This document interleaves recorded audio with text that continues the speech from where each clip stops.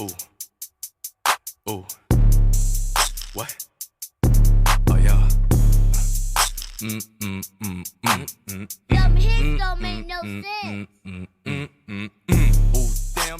It's all about being driven to the point of surrender. Um, it's a funny thing.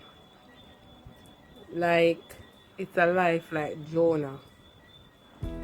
God issued Jonah. God said to Jonah, go and do this task. Go and tell the people of Nineveh that I'm going to destroy them if they don't turn from their wicked ways.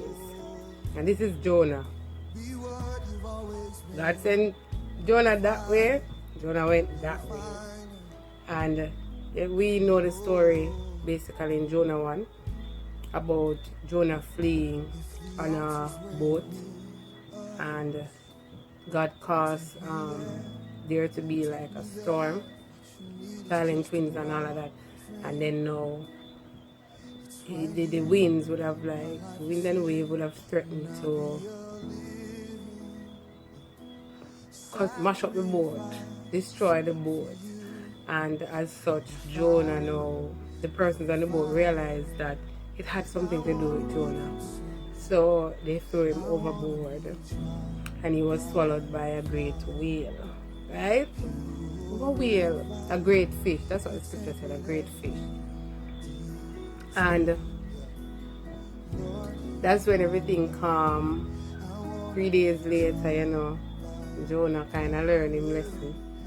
And he went anyways and do God's will.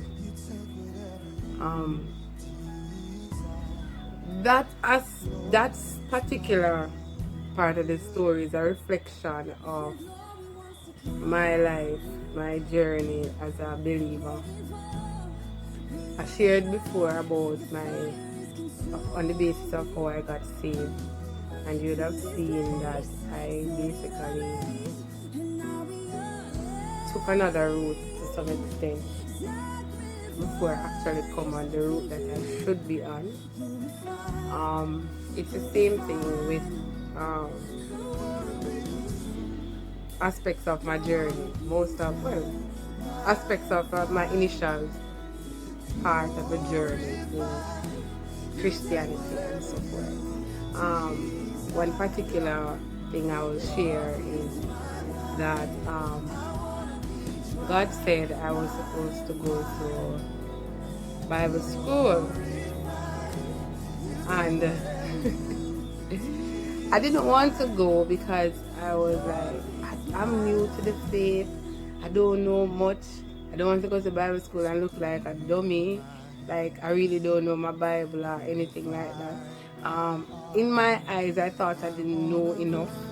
I didn't think I would thrive in the setting. And on top of that, I found excuse in the sense I said to that, listen, I can't afford it either, so I'm not gonna be really even listen to you right now. That's me. I'm not me. That was me then. And it kept pounding and I think like a year passed. Yes, a year passed. I think it was a year that passed. And it's like each time it come before me, God will, and I ignore it, God would allow me to feel like this burning sensation within, like a fire during that can't be quenched. It's like, it would be something like probably like Jeremiah said, I feel like fire shut up in my bones or something like that. And to be honest, it's like, it was uncomfortable. And then one day, like I went other some places and persons would say they see this gifting or anointing and you can speak, and I'm like Moses, God find somebody else to speak, because me can't speak for that. I will write your speeches for the person if you want to, but I won't speak. And that was me. Then I can remember I had an encounter with God, one of our national conventions. And I said, all right, God, to all because of the nature of the encounter, I was like, yes, God, I surrender. I surrender. I will go. But I said I was going to go, but I didn't think I was really going to go. And after collecting the form, because the institution had a booth at the convention, I collected the form, and it's like I made sure to misplace the form, but it's like God set me up. Other persons collected the form as well for me. So even when I thought I didn't have the form, somebody else had a form for me. I think there were at least 3 other persons who collected forms, and without even me saying that I'm going to need a form, they went ahead and collected the form and everything. When I was home, I remember when after convention, and I was like, God was like, didn't I say you're supposed to sign up for school? And I was like, alright, I'm still gonna shake it off. Even though I said yes at convention, I'm still going to shake this off. So I go to church. I still had the encounter now again, and he was like pretty stern. I was like, I'm not paying that no mind. And I was at home, went home, and I think it was a day after, and it's like my mind is flustered. It's like I had this headache, but normally when I have headaches or I become flustered, I just, as I said in previous videos, that I just go ahead and dance it off. So I was in the room dancing and dancing for me it brings out worship, and I do pray through dancing. If you are a person who understands the arts, then you will know that through the varying arts you can worship and you can pray, varying art forms.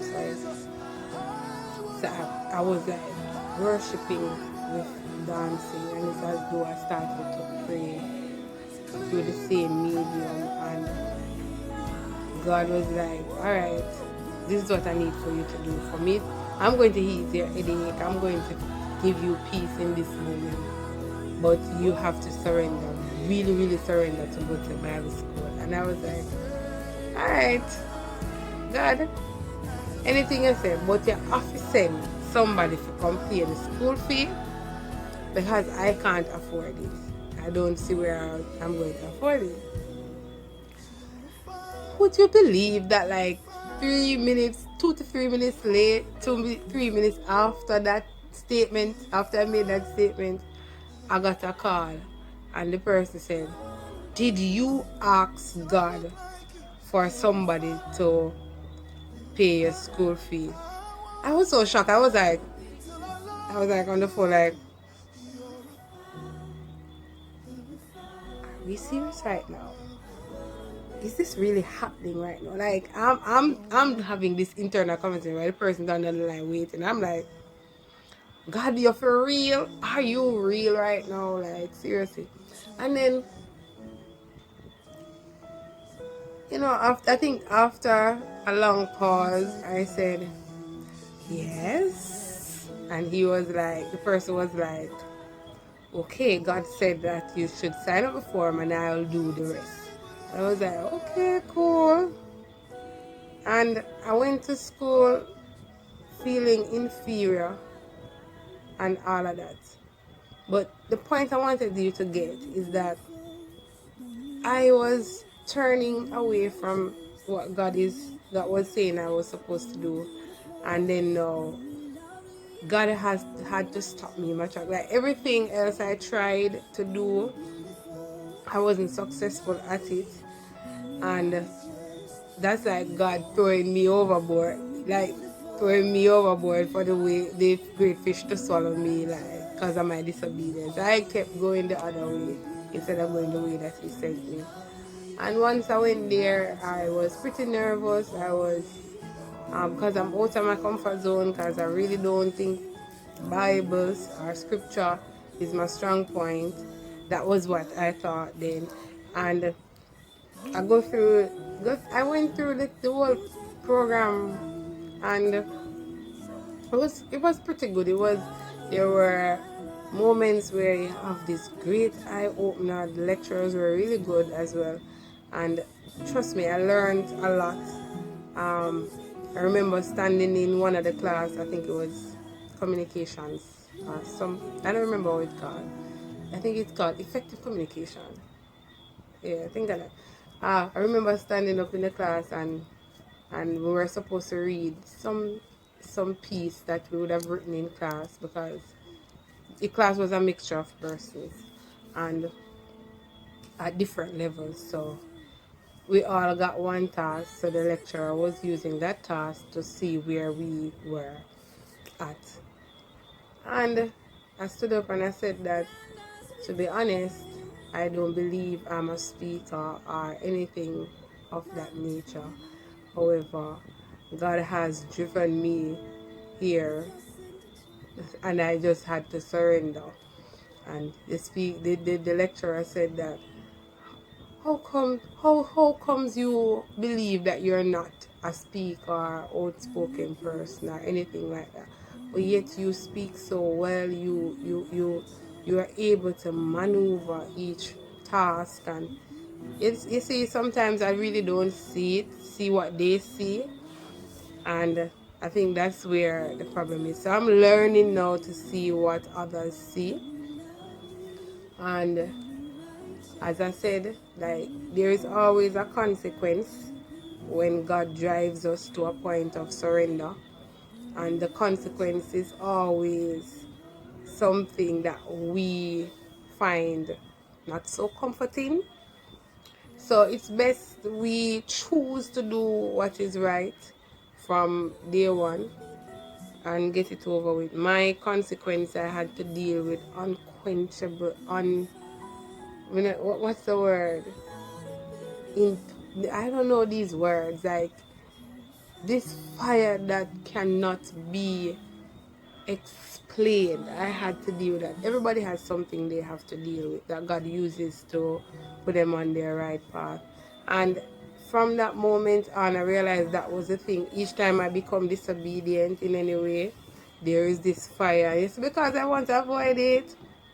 I make sure that I obey him. I mean, the scripture said obedience is better than sacrifice, right? So let us all be obedient through it all. Oh yeah, yes. I did graduate at the top of the class. Yes, I graduated.